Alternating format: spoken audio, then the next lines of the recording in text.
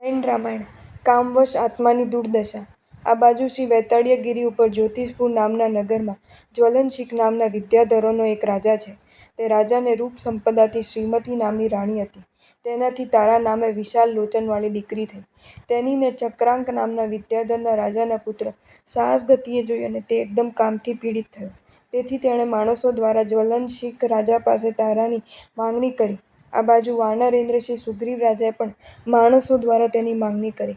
કારણ કે રત્નના અર્થીઓ ઘણા હોય છે. માંગણી કરનારા બંને રાજાઓ કુલીન હતા, રૂપવાન હતા અને પરાક્રમી હતા. માટે આ કન્યા કોને આપવી?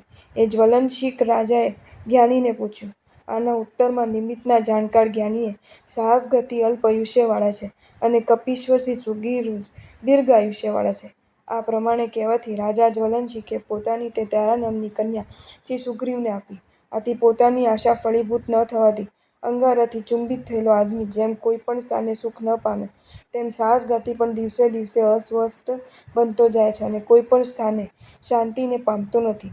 આ બાજુએ તે તારાસુંદરી સાથે આનંદ ભોગવતા શ્રી સુગ્રીવને તારાદેવીથી પરાક્રમી દિગ્ગજ જેવા અંગદ અને જયાનંદ નામના બે દીકરાઓ થયા.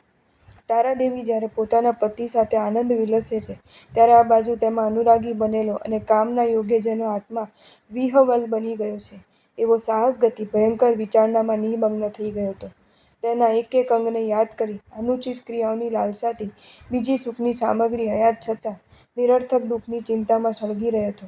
કામથી વિવશ બનેલો તે તેના અંગોથી કલ્પિત અને તુચ્છ સુખની આશામાં પડીને તેના નેત્રોને હરણના બચ્ચાના નેત્રોની ઉપમા આપે છે અને અનેક મલિન વસ્તુથી ભરેલા મુખને કમલની ઉપમા આપે છે તથા સ્તનને કુંભની ઉપમા આપે છે અને તેને અંગે ઘણા જ કનિષ્ઠ વિચારો કરે છે.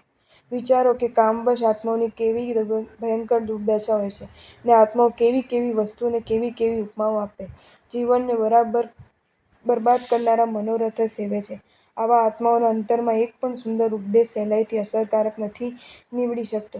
આવી કામ વાસનાઓમાં ફસાઈ પડેલા આત્માઓ પોતાની જાતને સારી મનાવવા માટે ઉપકારી આત્માઓની પણ અવગણના કરે છે અને તેઓ તરફથી દેવાતી હિત શિક્ષાને પણ કદરૂપી રીતે ચીતરવાનું પણ પાપકર્મ કરે છે. સ્ત્રીઓના એક એક અંગને કામ વિવશ આત્માઓ કોઈ જુદી જુદી કલ્પનાઓથી જ નિરખે છે. એમને મન સ્ત્રીઓનું શરીર એક સુખના નિદાન સમૂહ લાગે છે અને એથી જ એની વિચારણાઓમાં તેમનો આત્મા પોતાનું આખું સ્વરૂપ વિચરી જાય છે અને તેની આગળ તેને મન, દેવ, ગુરુ તથા ધર્મ પણ એક સામાન્ય વસ્તુ જેવા થઈ પડે છે. પાપનો ભય પણ તેના હૃદયમાંથી નીકળી જાય છે અને દીવાનાની માફક ભટકે છે. એવી જ હાલત સાહસગતિની થઈ પડી છે અને તેથી તારાસુંદરી પરસ્ત્રી થઈ ચૂકી છે. તે છતાં પણ તેને વિચાર્યું કે બળતી કે ચલતી પણ હું તેને હરણ કરીશ. આ પ્રમાણેનો વિચાર કરતાં તે સાહસગતિએ રૂપનું પરાવર્તન કરનારી શેમુષી નામની વિદ્યાને યાદ કરી અને શુદ્ર હિમવંત પર્વત ઉપર જઈને એક ગુફાની અંદર તે વિદ્યાને સાધવા માટે આરંભ કર્યો. દુનિયાના પ્રાણીઓ જેટલી આરાધના કામની કરે છે તેટલી જ આરાધના જો મુક્તિ માર્ગની કરે તો તેઓનું કલ્યાણ કેમ ના થાય? જરૂર થાય જ, પણ એ દશા આવી કઈ રીતે? ખરેખર કામની દશા ઘણી જ ભયંકર છે. આખું જગત એમાં મૂંઝાયેલું છે. એના ફંદામાંથી કોઈ બચે એ જ આશ્ચર્ય છે, બાકી ફસે તેમાં તો કશું જ આશ્ચર્ય નથી. આથી જ મહામહોપાધ્યાય શ્રીમદ યશોવિજયજી ઘણીવાર ચોથા પાપસ્થાનકની સજ્જાઈની શરૂઆતમાં જ ફરમાવે છે કે પાપ સ્થાનક ચોથું વર્જીએ પાપ મૂલ અબંધ, જગ સૌ મૂંઝ્યા છે એમાં, છંડે એહ અચંબ.